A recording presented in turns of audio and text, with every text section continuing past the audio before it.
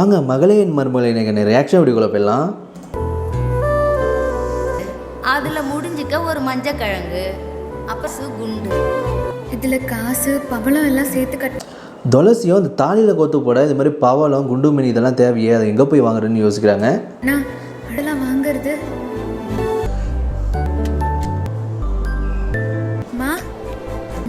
துளசியும் பழசை நினச்சி பார்க்குறாங்க. அவங்க வீட்டில் இருக்கும்போது அவங்க அம்மா அவங்களுக்காக நகை வாங்கி வச்சுருக்காங்க. நகை பாக்ஸ் மாதிரி இருக்கு. ஆமாடி கேட்குற ஏதாவது அதாவது என்கிட்ட உள்ள கொஞ்சம் கொஞ்சம் காசெல்லாம் சேர்த்து இது மாதிரி ஒரு தாலிக்கு கூத்து போட தாண்டி இதெல்லாம் வாங்கி வச்சுருக்காங்க. வாங்கியிருப்பேன்னு பார்த்தா உனக்கு தான் இதுக்குன்னு சிறுக சிறுக சேர்த்து வைக்கிறேன்டி. ஏதோ இந்த அம்மாவால் முடிஞ்ச குண்டு மணி தாலிக்கு சேர்த்து வைக்கிற எல்லாருமே வாங்கி வச்சுருக்கேன்டி அப்படிலாம் சொல்கிறாங்க.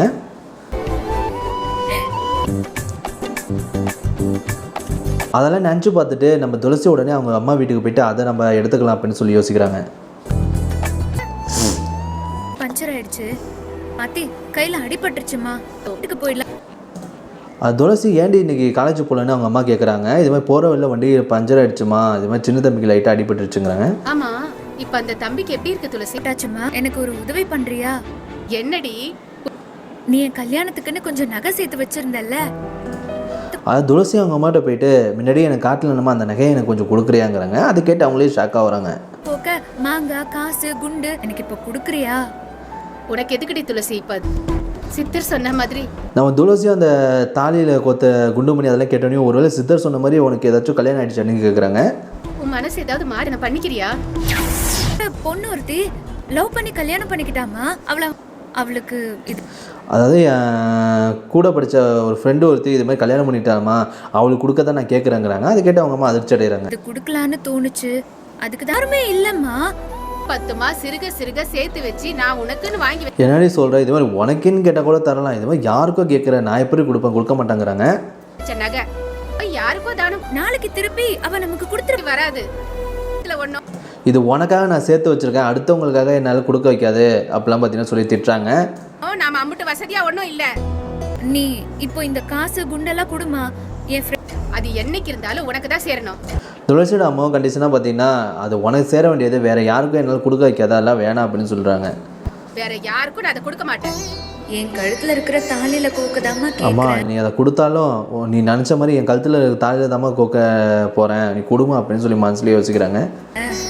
உதவி கேட்கறதுக்கு செய்ய மாட்டேங்கிறல்ல, உன் கையால் இனிமே சாப்பிட மாட்டேன், நான் வரேன். ஏய் துளசியும் குறைச்சிட்டு போகிறத பார்த்து சரி இரு எடுத்தாந்து தரேன் அப்படின்னு சொல்லிட்டு அதை எடுத்தாந்து பார்த்தீங்கன்னா அவங்கள்ட்ட கொடுக்குறாங்க. ரொம்பவே சந்தோஷப்படுறாங்க. துளசி நான் அதுக்குள்ள இதை அவகிட்ட கொடுத்துட்டு வந்துடுறேன். நல்லா இருக்கீங்களா? இன்னொரு சைடு நம்ம துளசி போகிற கோயிலுக்கே இப்போ தான் பார்த்தீங்கன்னா ஒரு விசேஷத்துக்காக நம்ம அபிராமி வந்திருக்காங்க. நல்லா இருக்கம்மா. அம்மா உட்காருங்க.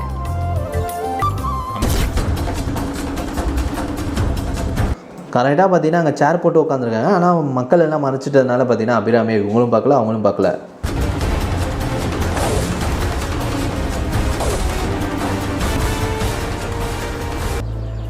வாங்கம்மா.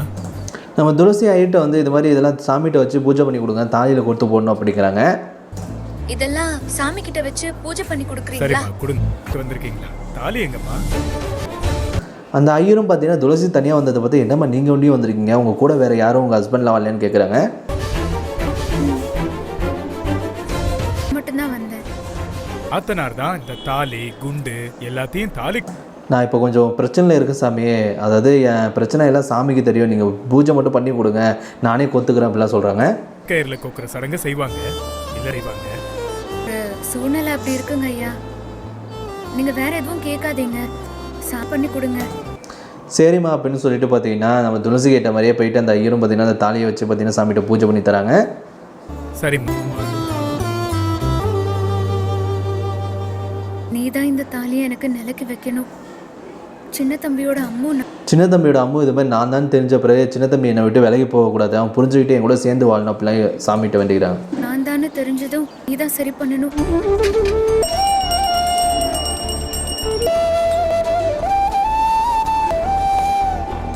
ஒரு வழியாக அந்த தாலியை பூஜை பண்ணிட்டு பார்த்தீங்கன்னா நம்ம துளசிக்கிட்ட கொண்டாந்து கொடுக்குறாங்க. துளசி நான் கோத்துக்கிறேன் அப்படிலாம் சொல்கிறாங்க.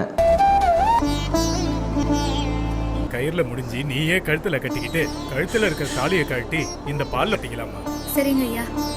குண்டு அந்த ஐயரும் இந்த மாதிரி இந்த குண்டு காசு இந்த மாங்கல்யம் இதெல்லாம் நீயே கோத்துக்கிறத விட யாராச்சும் நல்லவங்க வந்து கோத்து கொடுத்தா நல்லதுமா, உனக்கு நல்லதாக இருக்கும் அப்படிலாம் பார்த்தீங்கன்னா சொல்லிட்டு அந்த ஐயர் போகிறாங்க. நீயே கோத்துக்கிறத விட யாராவது சிறப்பா வாழ்ற சுமங்கலி கையால இதை கோத்து நான் சொன்னபடி நீ பண்ணிட்டு இருமா.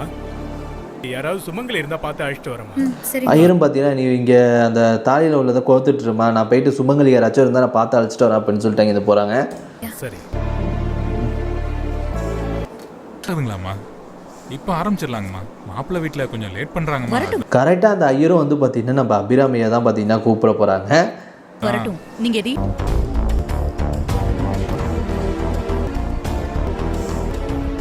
சொன்னது மாதிரி தான் நடக்குது. கடைசியில் பார்த்தீங்கன்னா அபிராமி தான் அந்த தாலியில் பார்த்தீங்கன்னா அந்த மாங்கல்யம் குண்டுமணி அதெல்லாம் சேர்த்து தர போகிறாங்க.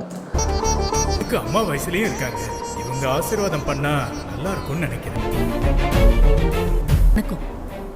ஒரு சின்ன உதவி பண்ணணுமா? கோக்க வந்திருக்காமா. அந்த ஐயரும் பார்த்தீங்கன்னா அபிராமிகிட்ட எல்லா விஷயம் சொல்கிறாங்க. ஒரு பொண்ணு யாரும் இல்லாமல் இது மாதிரி இந்த கோயிலில் தாலி கோத்துக்கிட்டு தான் வந்திருக்காமா, நீங்கள் தான் வந்து கோத்து கொடுக்கணும் அப்படின்னு சொல்கிறாங்க. புருஷன் கூட துணைக்கு வரலம்மா. தாலியில கோக்க குண்டு காசுன்னு எல்லாம் கொண்டு வந்திருக்குமா. மகாலட்சுமி மாதிரி இருக்கீங்க நீங்க வந்து. நீங்கள் மகாலட்சுமி மாதிரி இருக்குங்கம்மா, அந்த பொண்ணுக்கு யாருமே இல்லைம்மா, நீங்கள் தான் இது மாதிரி அந்த தாலியில் இது மாதிரி எல்லாத்தையும் கோத்து தரணும் அப்படின்னு சொல்கிறாங்க. பொண்ணுக்கு தாலி பிரிச்சு கோத்து ஆற முடியுமா? நம்ம அபிராமி யோசிச்சாலும் பார்த்தீங்கன்னா சரி கண்டிப்பாக வரேன் அப்படின்னு சொல்லிட்டு போகிறாங்க.